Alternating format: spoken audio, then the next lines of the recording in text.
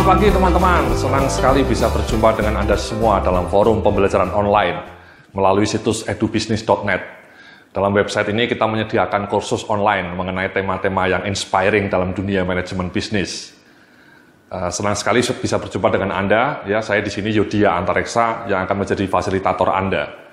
Dalam modul video kali ini kita akan belajar sebuah tema yang sangat inspiring, yang sangat menarik, yakni tentang change management atau corporate transformation process. Sebuah tema yang sering dialami oleh sejumlah perusahaan ketika dinamika perubahan terus terjadi. Ya. Kata Peter F. Drucker itu tidak ada yang permanen di dunia ini. Satu-satunya yang permanen adalah perubahan itu sendiri. Ya, jadi perubahan terus-menerus berlangsung dengan kecepatan tinggi. Kalau perusahaan Anda atau kantor di mana Anda bekerja tidak responsif, tidak bisa adaptif terhadap perubahan-perubahan itu, maka perusahaan Anda bisa kolaps, ditelan oleh gelombang perubahan. Nah, dalam kesempatan kali ini kita akan mencoba mengeksplorasi dengan komprehensif tema-tema yang perlu kita lakukan atau langkah-langkah apa yang perlu kita lakukan supaya kita bisa mengelola change management dengan baik, ya, corporate transformation process dengan baik. Jadi dalam daftar isi yang mungkin bisa Anda lihat ya di depan Anda ini, slide yang saya tampilkan, kita akan membahas berbagai agenda yang menarik mengenai perubahan atau change management atau corporate transformation process. Jadi nanti kita akan belajar mengenai bagaimana perubahan itu muncul, mengapa perubahan itu terjadi, ya. Dinamika-dinamika apa yang membuat perubahan itu muncul dan mendorong kebutuhan perubahan. Kemudian setelah itu kita akan membawa Anda semua untuk belajar bersama, kemudian juga ada tugas-tugas yang nanti harus Anda lakukan untuk melakukan 5 langkah yang efektif supaya perubahan itu berlangsung dengan sukses, dengan optimal. Mulai dari bagaimana memotivasi perubahan, memotivasi rekan-rekan kerja Anda atau segenap anggota karyawan di perusahaan Anda untuk berjibaku bersama, bersinergi, membangun perubahan. Kemudian yang kedua, bagaimana kita membangun visi perubahan. Ya, sebuah perubahan hanya akan menjadi kamuflase, hanya akan menjadi wishful thinking kalau kita tidak punya sasaran yang jelas, tidak punya visi yang jelas. Ya, apa visi perusahaan Anda dalam 5 tahun ke depan atau 3 tahun ke depan? Kalau visi itu tidak diterjemahkan menjadi tujuan-tujuan yang jelas, maka kita seperti layang-layang putus di tengah jalan. Kemudian yang ketiga, ini penting nih Mas. Ya, developing political support, dalam arti kita kenal ada sebuah istilah namanya office politics. Seringkali proses perubahan di banyak organisasi perusahaan itu gagal karena kita gagal mengendalikan aktor-aktor yang punya kekuasaan. Ya, decision maker-nya itu mungkin tidak kita rangkul, atau ada banyak faksi-faksi, ada departemen-departemen yang saling konflik, sehingga membuat perubahan itu menjadi tersendat-sendat dan termehek-mehek. Ya. Nah, yang kemudian yang keempat, kita akan belajar bagaimana mengelola transisi, ya, transisi perubahan dari apa yang ada saat ini current state menjadi apa yang kita harapkan desired state, ya. Dan kemudian yang terakhir, kita akan belajar bersama bagaimana mengelola momentum perubahan supaya momentum perubahan yang sedang terjadi itu bisa menggelinding seperti bola salju dan membawa perusahaan Anda ke ambang kejayaan yang baru, ya, tidak termehek-mehek ditelan oleh perubahan zaman. Nah, mari kita langsung saja ya, kita lihat slide berikutnya ya. Ini sebuah ucapan dari Jack Welch. Jack Welch itu salah seorang CEO paling legendaris. Dia pernah menjadi CEO perusahaan General Electric atau GE, perusahaan dari Amerika yang sangat terkenal ya, sangat dikagumi. Nah, dia memberikan quote yang menarik di sini ya. When the rate of change outside exceed the rate of change inside, the end is inside. Ya. Jadi ketika perubahan-perubahan eksternal itu jauh lebih cepat dibanding perubahan yang terjadi dalam diri organisasi Anda, maka ambang kebangkrutan atau ambang kegagalan itu sudah di depan mata. Ya. Saya akan memberikan kisah yang dramatis ini ya, mengenai 3 perusahaan. Anda bisa lihat ya di slide berikutnya, ini 3 logo perusahaan yang legendaris. Yang pertama Nokia. Ya. Nokia itu 20 tahun yang lalu, 15 tahun yang lalu merupakan raja di bidang handphone. Ya, atau smartphone. Tapi kemudian karena mereka gagal merespon perubahan ya, merespon dinamika perubahan dalam lingkungan ekosistem teknologi, mobile operating system, ya, adanya Android, adanya iOS, membuat mereka kolaps dan akhirnya diakuisisi oleh Microsoft. Ya, orang-orang Finlandia menangis ketika Microsoft mencaplok Nokia. Ya, kebanggaan mereka hilang. Tapi itulah yang terjadi ketika Anda tidak adaptif terhadap perubahan. Ya, dan setelah dipegang Microsoft ternyata juga banyak karyawan Nokia yang di layoff. Ya. Tidak pernah terbayangkan bagaimana sebuah raksasa digital yang namanya begitu legendaris bisa jatuh demikian fatal, ya. Dan sekarang juga terus terjadi, ya. BlackBerry yang pernah menjadi raja, ya, Nokia digantikan BlackBerry.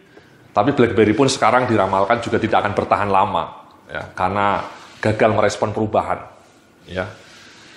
Beberapa sumber menyebutkan bahwa BlackBerry sudah ingin menyerah, ya, dalam pertarungan smartphone yang sangat brutal.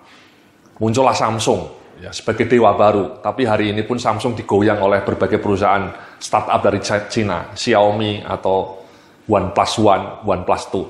Itu dinamika perubahan yang sangat cepat dalam dunia digital. Sama Mas, ini perusahaan Sony juga, saya pernah nulis di blog saya, The Death of Samurai, robohnya Sony. Ya. Sony dulu begitu jaya, ya, mereka sebuah raksasa dalam bidang elektronik, audio elektronik. Mereka punya produk yang legendaris namanya Walkman. Ya. Tapi siapa hari ini yang kenal Walkman? Ya, Walkman sudah menjadi museum, sudah menjadi masa lalu. Perusahaan televisi mereka juga kalah bersaing dengan Samsung dan LG. Mereka rugi triliunan, sampai 25 triliun. Ya.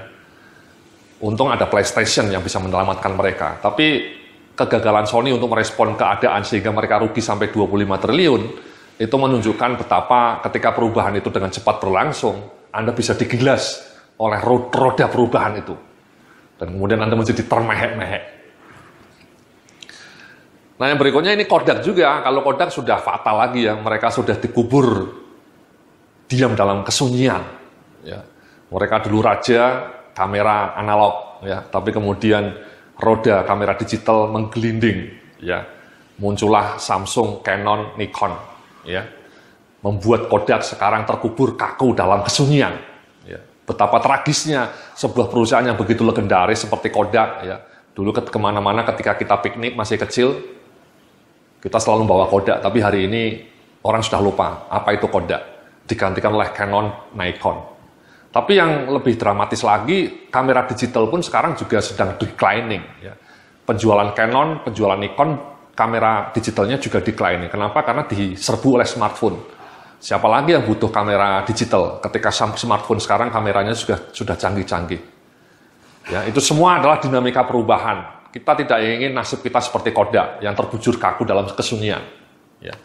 Kita ingin selalu renewal, ya, seperti Apple yang selalu melakukan self-discovery. Ya, tapi orang pun mengatakan bahwa someday Apple juga mungkin akan jatuh. Ya. Jadi karena itu tidak pernah ada keabadian. Perubahan terus berlangsung, itulah yang permanen. Nah, apa pelajarannya? Ini ada satu pelajaran yang penting, Mas, ya. Di slide berikutnya Anda bisa lihat kalimat yang menarik. Namanya inovator dilema. Jadi banyak perusahaan yang kolaps, yang gagal merespon perubahan karena terlalu mencintai produk unggulannya sendiri. Namanya inovator dilema. Jadi inovator dilema itu perusahaan-perusahaan itu bukannya tidak mampu melakukan inovasi. Mereka sebenarnya punya resource, ya, seperti Nokia misalnya. Itu mereka punya resource untuk inovasi. Tapi saat Android itu datang, ya, tahun 2008, petinggi-petinggi Nokia itu hanya mengatakan ini Android ini seperti semut merah kecil. Apa ini gunanya? Mereka mencintai produknya sendiri, Symbian waktu itu, ya. Too much love will kill you. Itu sebuah kalimat dalam lagu yang sangat indah, tapi benar adanya dalam dinamika perubahan. Too much love your product will kill you. Nokia terlalu mencintai produknya sendiri, Symbian, sehingga mereka gagal merespon perubahan. Diserbu oleh Android. Android yang dulu disepelekan sebagai semut merah kecil oleh Nokia, sekarang menjadi raksasa. Ya. Sama ketika Sony bermewah-mewahan dengan Walkman, dengan CD audio, tiba-tiba muncul iPod. Ya, musik melalui digital. Ya, itu revolusioner. Bagaimana orang mendengarkan musik tidak lagi melalui CD, tapi melalui digital file. Muncullah iPod, melakukan revolusi musik pada tahun 2000 awal, dan kemudian membuat Sony terkubur. Tapi surprisingly sekarang juga iPod sudah declining, ya. digantikan oleh musik streaming. Ya, orang tidak lagi mau membeli musik secara satuan. Ya. iTunes kan menjual lagunya, satu lagu misalnya 0,99 sen per lagu dijual. Tapi sekarang trennya mengarah ke streaming musik. Ya. Akhirnya Apple juga mengeluarkan layanan baru namanya Apple Music.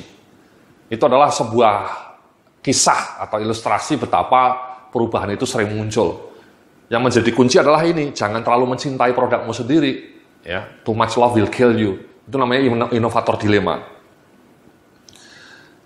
Itulah beberapa ilustrasi mengenai bagaimana sebuah perusahaan bisa kolaps ya, karena tidak responsif terhadap perubahan, terlalu mencintai produknya sendiri, terlalu arogan, ya, menyepelekan persaingan, menganggap rendah persaingan, ya, tapi akhirnya Anda bisa digilas oleh yang Anda anggap sepele tadi.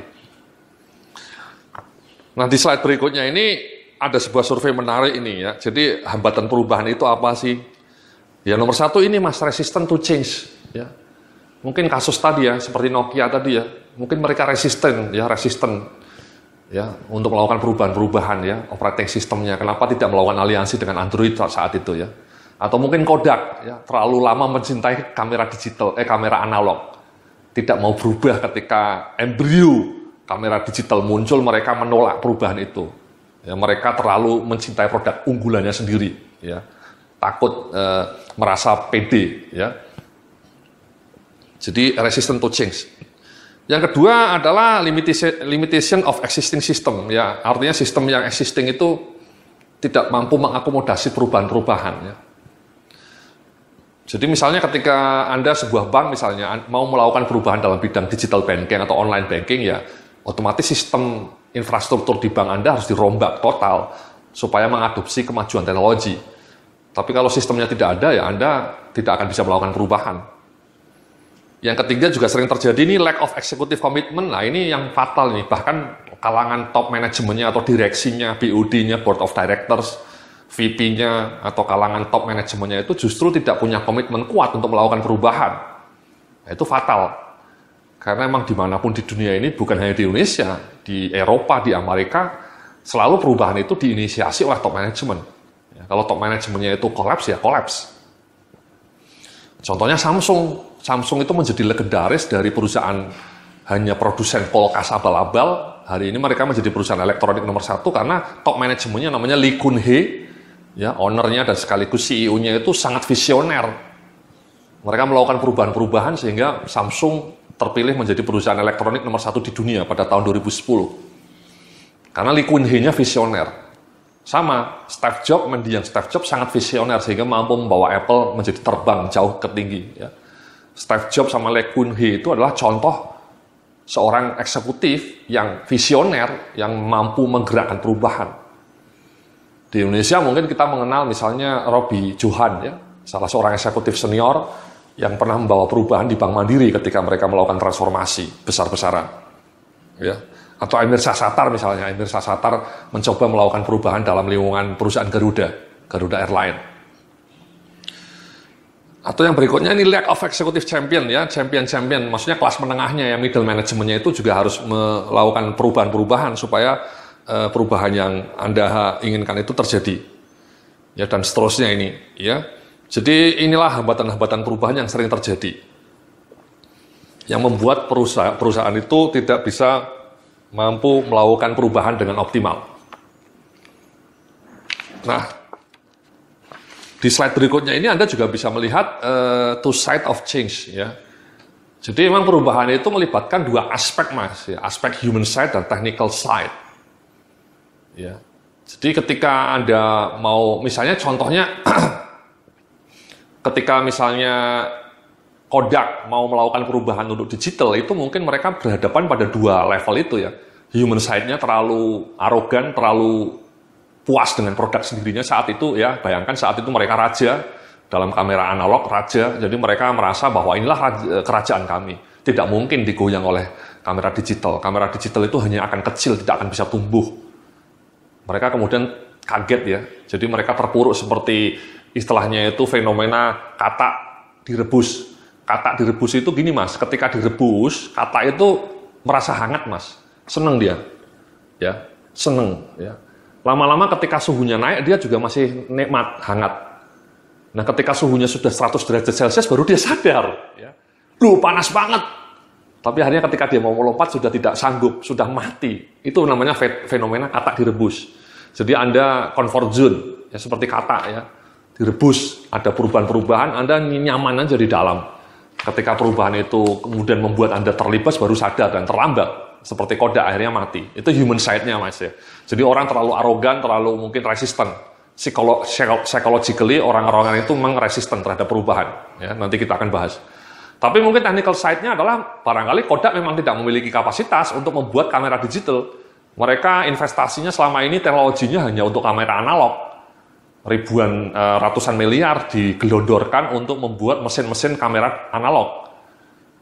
Nah, bayangkan mereka tiba-tiba harus berubah mendadak untuk investasi kamera, membuat pabriknya, infrastrukturnya, membuat kamera digital yang sangat berbeda dengan kamera analog. Teknologinya, mesinnya, pabriknya. Nah, mereka dari sisi itu juga tidak mudah, ya. Mereka bisa betul-betul gagap, ya, menyaksikan itu. Itu namanya technological disruption, ya. Sama, Mas, ketika Nokia terlalu terpukau dengan Symbian-nya, mereka menganggap Android itu sebagai sebuah semut kecil, mereka mungkin resisten ya secara psikologis, ya, merasa pede, comfort zone. Tapi pada sisi lain, secara teknologi mungkin juga mereka tidak siap. Operating system mobile itu kan satu domain baru. Ya, Android dipegang oleh orang-orang yang jenius saat itu, ya. Mereka pionir. Nah, Nokia mungkin tidak punya resource, ya, sehingga kalah cepat bersaing. Itulah dua side itu, Mas, ya, dua side, ya. Tapi memang kalau dalam kasus Sony mungkin lebih ke human side, Mas, ya.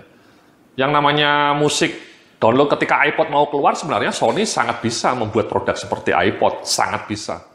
Cuman itu dia, mereka resisten, mereka tidak bersemangat membangun produknya.